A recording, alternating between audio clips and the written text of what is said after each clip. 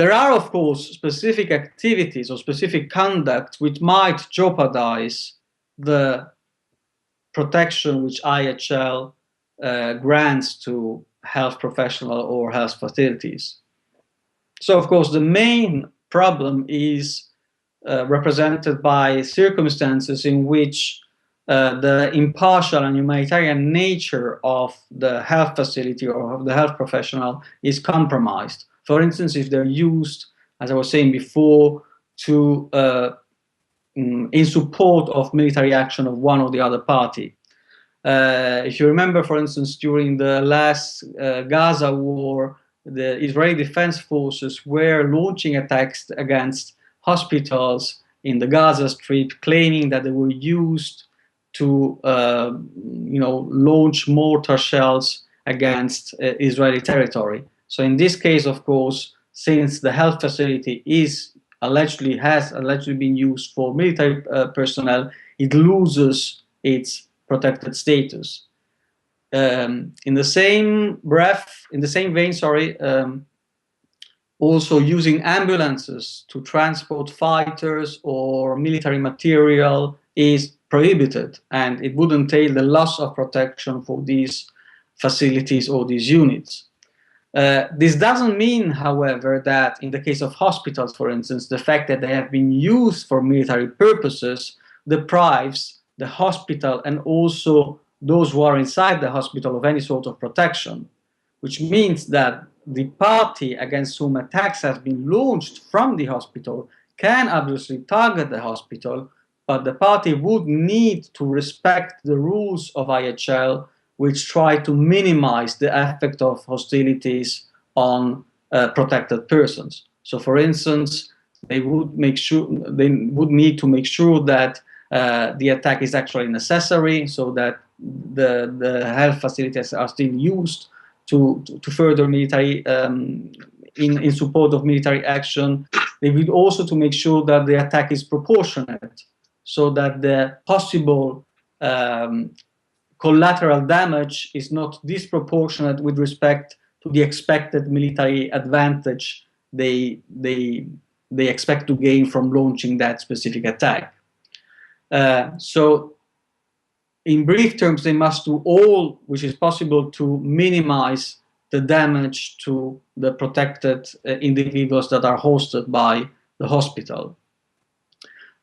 Moreover, as I said, when it comes to hospitals and medical units, a specific warning must be given before launching an attack, and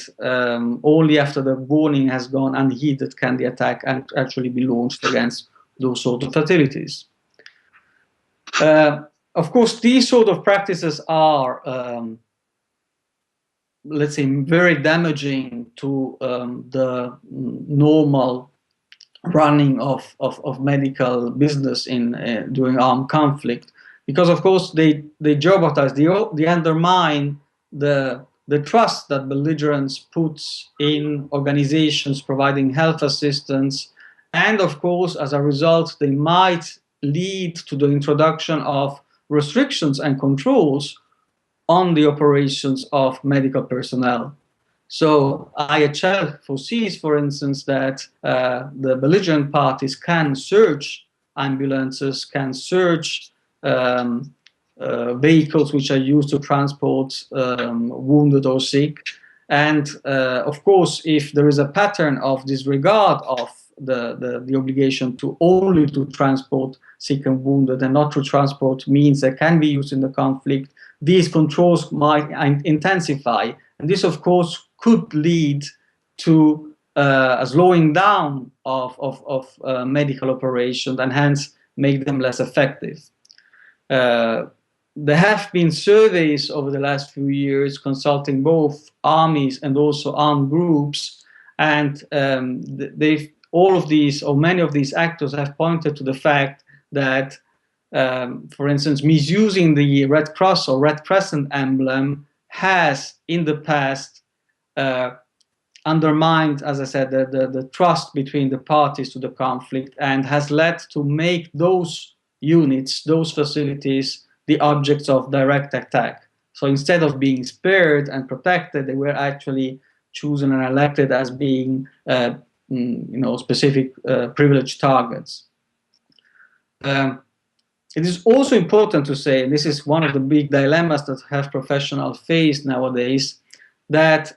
they might be perceived to be to have lost their neutrality if they are witnessed to, or if they are seen as siding with one or the other party to the conflict. And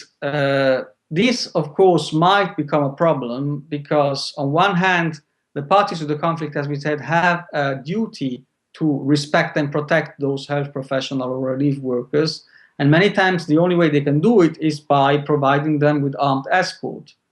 On the other hand, medical personnel and relief personnel in general might not want to be seen as associated with any sort of armed groups. So what do you do when you're in such a situation where you actually need protection because the situation is very volatile and there are armed groups or bandits or other criminals roaming around the area? But on the other hand, you don't want to be seen as associated with any sort of security force, so to say. So this is one of the big dilemmas with which the health professionals are nowadays,